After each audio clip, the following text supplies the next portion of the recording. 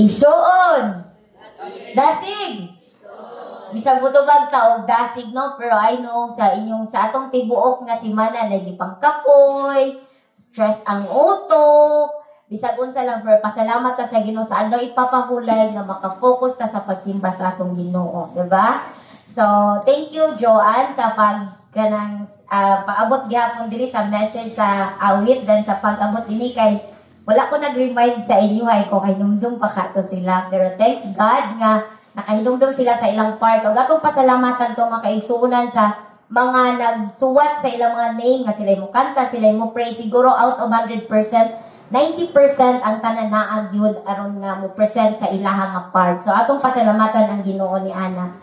So atong mensahe ron, ingon to si William, kasabot na to siya, yung tawag ganinang buntag, mudili sakto jud kayo, mudili unta ko, dili jud ko kay bisik ko unya kay ingkong dugay mo ana jud kog dili, yung William mangita jud ning lusot, ingkulala na lang ko. Sige yo, okay na lang, mahuman kay nagdali mo ko kay nakoy sulod. So again, happy Sabbath sa atong tanan. So niini nga mensahe di ko sure og taas or mubo, pero akong ginahampo sa Ginoo nga hinaut nga ato ning masabtan bisan sa kasimple sa mensahe karon. Kung namoy Bible, pwede nato tan-awon sa Mateo 5 verse 8. Nadi ang pinakasentro sa mensahe nato karon. Mateo 5 usa ni siya sa mga gitawag og beatitudes or mga kabulahanan nga gihatag diha gisulat ni Apostol Mateo. Mateo 5 verse 8 na ingon dira, happy are the pure in heart, they will see God. Kinsa ingon malipayon or bulahan ang mga putli o kasing-kasing kay makakita sila sa Ginoo. Mag-ampo ta. Thank you aman nga langit nun ining kagabion sa adlaw igpapahulay gihatag kanamo o hinaut mabat na namo ang pahulay nga tinuod diha lamang kanimo og ang mensahe nga padala karon makatabang sa mong pagkinabuhi nga nagasunod diha kanimo. O kini tanan detugyan sa ngalan ni Jesus. Amen. Okay. Before ko mo proceed sa message, nasa ko experience sa inyo ha.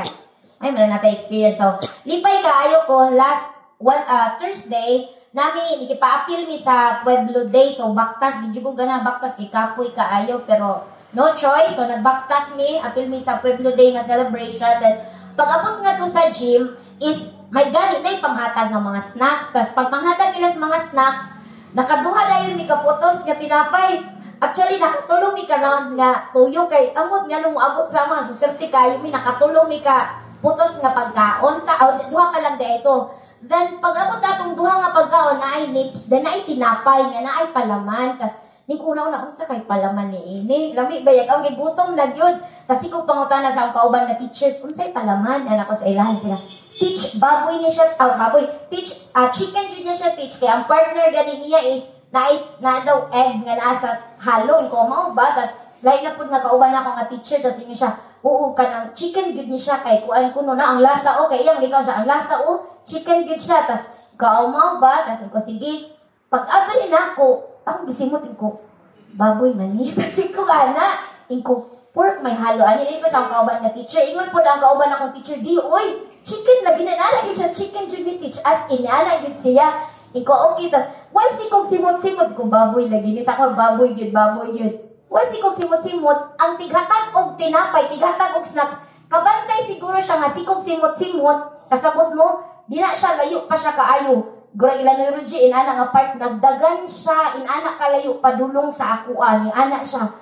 Ayaw ana, 70 Adventist ka no, ayaw ana, kami ang imuha. Wala pa ko nakakaon, tas di pa kaayo ko na kung unsa day halo siya, pork bayana, dili ka pwede ana, ingon siya sa akuan, tas di pa kaayo kung nakaina day sila nga mga 70 Adventist dili mo kaon og baboy. So ibig sabihin respect nila ta. So pasalamat ko sa Ginoo ato nga tay wow teacher is nagtan-aw na siya. Kaila day og baboy ug amoy.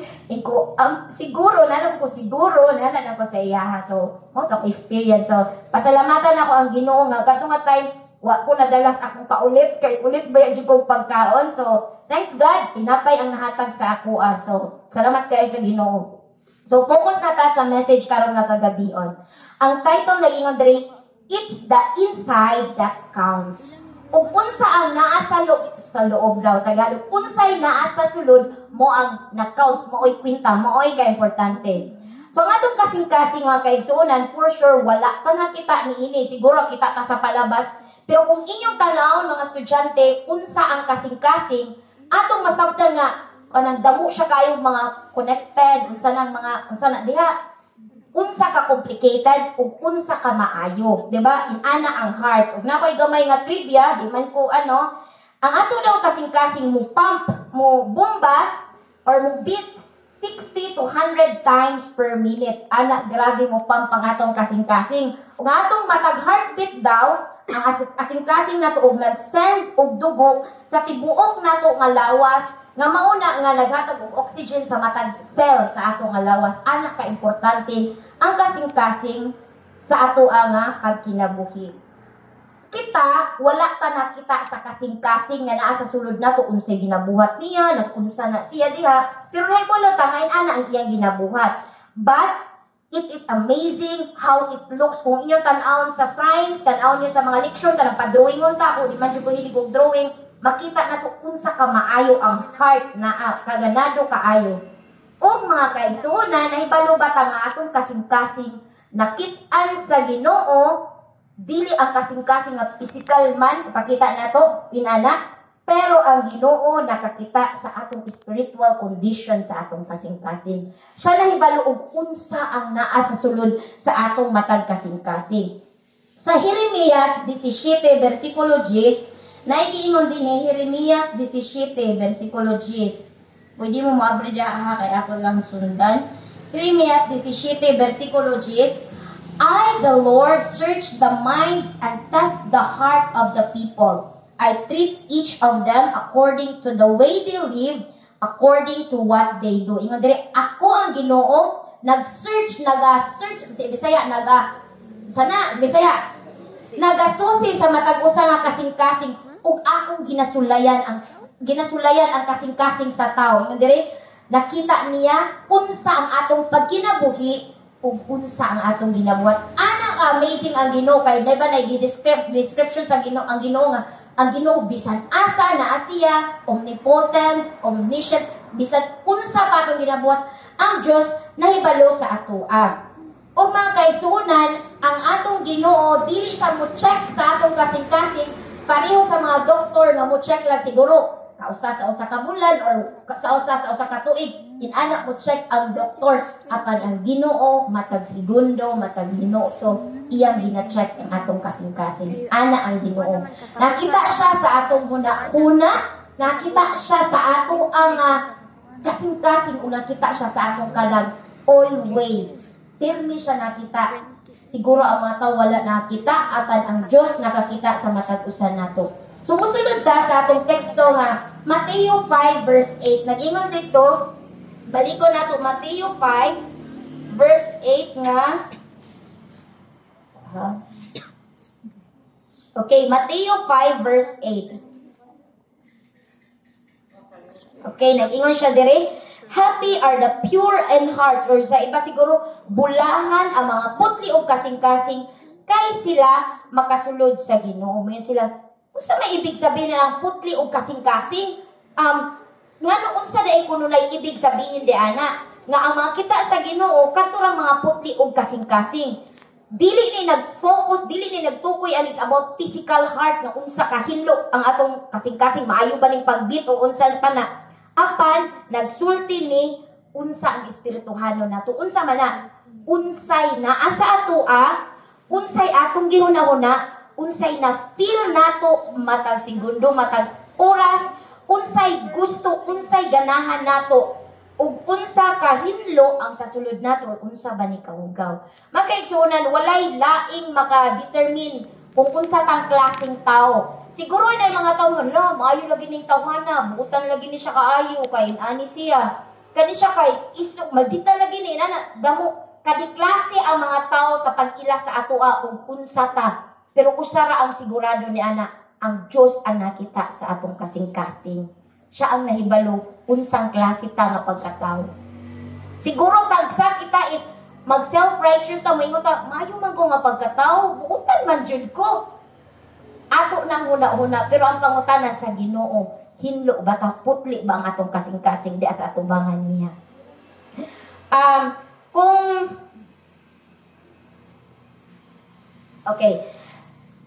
mapalit ta og sakyanan, kanang mamalitay sakyanan or sige na lang paitag motor, ganahan jud ta nga atong motor mupalit ta kasabot ta nga ang makina maayo ang iyang klase, dili ta nag-base sa nakita nato nga kani kay maayo pa ni kayo, wa pa gyud siya itatsa or wala pa itatsa. Ato gyud ginatawag pa-importansya unsa ka maayo ni nga sakyanan or motor, unsa ang iyang sulod, unsay kaya niya, unsay kapasidad niya. Maupod na ang yun dire, unsa ang kondisyon sa usa ka butang, unsa ka mao ang importante, dili ang butang nga iyang makita niya dire. It is what the inside of the car counts. Unsa ang sulod niini, unsa ang iyang kapasidad ni, mo importante. Maayo lagi tanaw ng sakyanan apan gubaon di ay, so wala gihapon. Ingon dire, it's what the inside of the book counts. The content is much important. Siguro ganata mga libro nga ganadog drawing sa atubangan, pero ang content tay ato wala di ay, dili di ay kanang mga walay gamit. So ang importante jud ay unsa ang sa sulod niini. Kung kabantay mo mga estudyante, ingaan amot og na-mention ni sa inyo mga na mga teacher pag magpasa tag project, agi forma over substance man ang gipasa ninyo sa ako Ibig sabihin na maayong postura ang inyong gipasa, apan ang sulod di ay content, wala di ay. Ako tag sa inana ko, pag naduhon ako ang atubangan kay kasabot kong sa ilaw, wala siya angay. Kaya kang murag presentable siya, apan sa sulod, murag dili jud ay kapasa-pasa. So muna forma over substance, which is dili siya maayo. Unsa pa? It's what the inside of the people counts, not the physical beauty, because it will fade. Uban nato ganahan ta nga mutan-aw sa mga okay kaayo nga mutan-aw ta sa kagwapa sa panlabas, okay kaayo na. Apan ang ginatanaw di ay sa Ginoo unsa gyud ang naa sa sulod nato. Kung inyong mabasahan sa story ni David, ako na ni isulti sa nasa 1 Samuel 16 verse 7, ako na lang wait lang. 1 Samuel 16 verse 7, kung kabantay mo sa dihang si Saul, pulihanan na siya gipapulihan na siya og bago nga hari tungod kay si Saul is always lang siya mo disobey sa Ginoo. So ingon ang Ginoo nga sige Samuel ngadto ka ani nga lugar sa Shiloh man sa tunga lugar ngana ka nga lugar kay mag-anoint ka og usa ka king. So naana si Samuel, so ningadto siya. Sa diha ningadto na siya, iyang namit ang mga anak ni Jesse. Iya sa pagkakita niya, ang una nga anak, ang pinakamaguwang na anak ni Jesse, mao si Eliab. Sa pagkakita pa lang ani ni propeta Samuel, ingon si Samuel, din yan dira. So 1 Samuel 16 verse 6, ingon siya, when they arrived, Samuel saw Jesse's son Eliab and said to himself, iyang ingon siya una-una ingon siya, this man standing here in the Lord's presence is surely the one he has chosen. Siya, kaning tawhana, nga nagtindog nga akong nakitaan, sigurado maugit ni siya gipili sa Ginoo. Nga naman, maayong barong si Eliab siya ang eldest son ni Jesse. Siya, surely kanigid siya ang gipili sa Ginoo. Pero nice kayo ang gingon sa Ginoo sa 1 Samuel 16 verse 7. Mao po ni ang verse nga makahatag na ko og feeling nga tagsa ma-down wa depressed kay nga diri. But the Lord said to him, ingon siya kay Samuel, pay no attention to how tall and handsome he is. I have rejected him because I do not judge as people judge.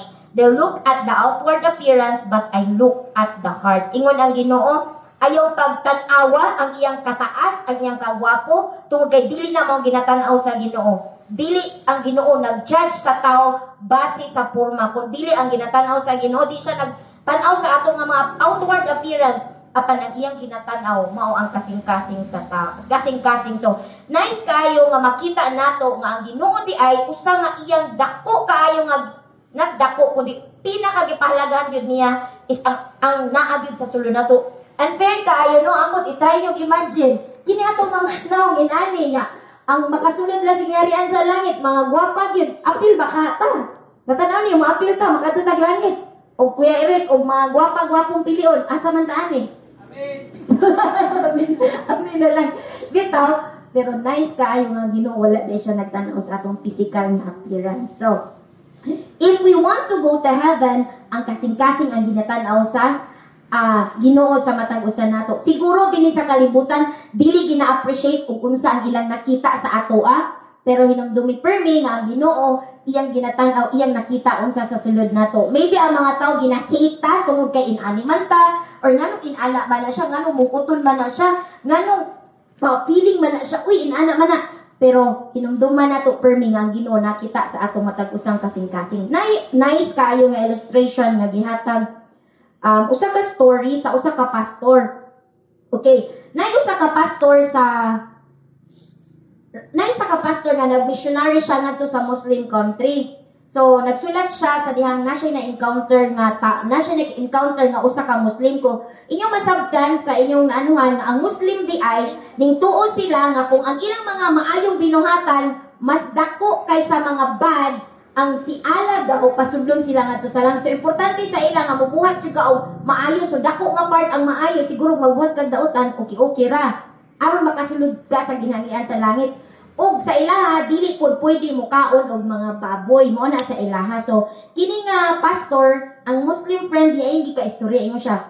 Suppose natay kanang i-invite ta ka para mangaon ta ingon siya nya gi-serve ta ka gibutangan ta ka diha og pork kanang nay baboy mukaon ba ka ana ingon siya sa iyang Muslim friend ingon pod ang Muslim friend siya no.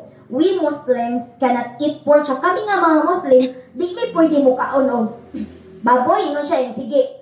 How about kanang baboy nga, katunga nga baboy, kunya katunga, kanang karne, ang lahi, kanang karne, pwede ni mo kaon. Okay ra ba mo di anak? Ingon po din yung friend siya, no, dili na di may pwede mo kaon og baboy. Sunod na po, ingon na po siya sa iyang Muslim friend, how about kanang dagmay na lang gid kaayo, gamay na lang gid kaayo nga slice nga baboy niya akong ihalo sa baka nga di na gyud mo makitaan inana lang akong ibutang unsa man mukaon gihapon ka ingon gihapon ay Muslim friend siya no bisan pag ihalo nimo na kuno na gihapon na siya baboy so dili mi pwede ana moy ingon niya makasala mi kung mukaon mi og baboy. So ingon pud ang pastor sa iya ingon siya oo bisan gamay kuno nga nahalo na mahimong sala kung makaon sila baboy bisag unsa ra na kagamay kita pud kuno ingon siya sa iyang Muslim friend kung kita nagbuhat og sala bisan gamay man na sala gihapon na og dili gikalipay sa Ginoo ingon siya gamay nga sala pareho na sala mo giingon sa pastor nga sa iya nga friend nga Muslim ingon sa pastor. So kita pud ay mga kaigsuonan nay mga butang atong una kini nga sala gamay ra man nga sala okay ra ni kaayo kanang kuan ra ni kanang ginagmay ra ni murag di ra ni masabtan. Diba? Naitagsa mo, una-una pa nga ka na nga sala, di ka nang parang madawat ra ni sa Ginoo. Kita ang nag-una-una o una-una nga okay ra ni, madawat ra ni sa Ginoo. Apan di ay, di ay na mao. Sa Proverbs 20 verse 9, nag-ingon diri, Proverbs 20 verse 9, ingon diri, can anyone really say that his conscience is clear? Nabay makaingon nga wala pa'y sala, ako konsensya hinlo. Nabay mo ingon sa ato nga, di man ko makasasala. Kisa sa ato dali maingon nga dili ko makasasala. Ganahan biminaw ko kay yung Gabino. Kay yung Gabino ginaw kay kinsa diri ang way sala. Mahal sa ta siya nga walay sala. How about kita kinsa dinhi ang moana nga wala koy sala. Wala ko nakasala. Nakasala. Tano so sakto gyud ay ingon diri sa Ginoo. Wala day wala mo ingon sa ato nga kita hinlo ang atong konsensya. Wala koy sala. Tungod kay kita makasasala so isa kung kita makasasala so dili ka makatug langit walay gamit unsa gid ano nato ana kay sa Roma 3:23 sino ang tanan na nagpakasala ug nakabsan sa himaya sa Dios so kitang tanan jud ay nakasala so usa man ako unsa man namo nga makanami sa langit. So usa ka good news natong permi may namduman sa John 3:16 nga ang Ginoo ipadala niya yung bugtong anak ang kita makabaton sa kaluwasan, diba? Ang pagduo lamang diha kay Jesus Christ, mabat na nato ang kahinlo or ang pagpasaylo sa atong mga sala. Kung sa Isaiah 1 verse 18, nay matag-usa sa atong mga mawpil, makasala man jud ako always jud na nako kada adlaw siguro ngon. Nautan jud ko kailangan jud nako ang Ginoo tungod kay bisag gagmay butang, nabitaw mga butang nga gitan-aw nimo nga okay lang pero pag imong ipagkagabi na imong i-try og analyze sala nakasala jud ko or after nimo na ginabot nakasala jud ko ato nakasala ko nga ako tong nasulti nakasala ko nga ako tong giuna-una nakasala ko nga ako nang ginabuhat. Di ba nain anak nga mga butang apan good news nagingon nga si Jesus ninganhi aron siya alang sa makasasala. O sa Isaiah 1 verse 18, familiar ta ani nga verse, Isaiah 1 verse 18 sa mga kanatong tanan, o kinsa ang nakapil nga makasasala jud ko, inani ra man jud ko, apan naay maayo kaayo nga gihatag ang Ginoo nga pagpahinumdum sa matag usad nato. Isaiah 1 verse 18 nag-ingon siya dinhi, the Lord says, now let's settle the matter. You are stained red with sin, but I will wash you as clean as snow. The more manggod nga makapil kang makasasala ka, tagsa mupalayo ka diha sa Ginoo. Apan kung atong mahinumduman ang gi-promise sa Ginoo, kita makasasala, the more ka nga naminahanglan diha sa Ginoo, mupaduol ta sa iya ta nga hinluan. Dili ta mupalayo diha sa iya. Kung nakita kasabutan nakasala ka aning butanga, atong di ba yung ang Ginoo atong hinulsulan ug muduol ka diha sa iya. Walay perfect sa ato, kitang tanan makasala gid wala di lain. Apan always nagtawag ang Ginoo nga sa atong mga sala. Muduol ka diha sa iya kay mabatnan nato ang iyang gina-promise sa matag usa nga kinabuhing walay katapusan. Ug sa Isaiah 51 verse 10, so verse ni sa mga bata na atong hanggiwan permi ang Ginoo nga hatagan sa og kasing-kasing nga putli. Hatagan sa kasing-kasing nga hinlo aron sa iyang pagbalik makaana ka sa gingharian sa langit nga iyang gina-promise sa matag usa nato. I know sa ato ako ditag sa makaanad ko nga Ginoo. Ano sige ra magyapon kong pakasala, sige ra magyapon. Sikong simba mo ano sige magyapon kong pakasala. Pero dili lang jud ta mo biya sa Ginoo. Kung padayon ta nga mangita sa iya ha, padayon ta mo duol sa iyo, muhangyo ta sa iyo, Lord, giyahi nga atong pagkinabuhi na subay diha sa imong mga dalan. Mula lang atong handom sa matag usa nato. Tungod kay kita dili perfecto sa atong pagkatawhanan apan kung kita mohangyo nga tinuod sa Ginoo nga iya kang bag-uhon, iya ta nga tabangan. Ug sa conclusion, mubura na akong message. Conclusion sa atong mensahe karon, una, ang Ginoo nakita sa matag usa natong kasing-kasing, padayon lamang sa pagbuhat, paghuna-huna o pagpaningkamot o pagbuhat og mga butang alang sa paghimaya sa atong Ginoo. Ang purpose sa atong kinabuhi, nice po na itong last life nga devotion, time po nga medyo side ko, tas ingon dito nga, kanang dili maayo nga kita mo share ta o mga sad nga to sa uban, mas maayo nga ato ni dadon sa atong Ginoo. Sometimes, sa atong mga kaluyapon, ma-share na to nga to sa uban, o kanang murag tagsa nakalimutan nga na ay Ginoo nga ato siyang sharean. O as a Christian, isip ko sa mga Kristohano nga nag-ila sa Ginoo, atong ihatag ipakita ang usa ka Kristohanon. Magpakita ta nga usa ka tawo nga mo-cheer ngadto sa uban bisan kita nay tag sa mga pagsulay. Mo-cheer ta kay kana makahatag nga usa ka Kristohanon di ay gusto nato nga makahatag og kalipay dito sa uban. So, turon ako ang Dios na hibalo sa matag usa natong kasing-kasing, padayon lang sa pagbuhat, alang sa paghimaya sa atong Ginoo kay ang Dios na hibalo sa atong kasing-kasing. Maybe sa atong balimalay wala nakita ang mga butang atong ginabuhat nga maayo. Maybe sa simbahan natay ginabuhat nga wala napansin sa uban, sa atong trabahoan natay ginabuhat nga wala gina-appreciate sa uban. Siguro sa ato ang pag-eskwela wala nakita ang mga ginabuhat nato, atong struggle nga ginabuhat, pero bisan pa man ana ang Dios nakita unsa ang inyong ginabuhat. Ato lang pirmi paningkamutan pinagi tabang sa Ginoo nga ginabuhat nato ang tanan alang sa paghimaya sa Ginoo. Ug duha, magpadayon ta nga pagduol diha sa Ginoo bisan sa atong pagkamakasasala, muduol ta diha kaniya ug dili ta mo biya sa iya kay mao ra gyud ang only safety nato samtang buhi pa kita. So hinaot ni kagabion, mututok lamang ta diha kang Jesus kay atong hinumduman nga gitan-aw sa Ginoo ang nasa sulod nimo. O happy Sabat sa atong tanan.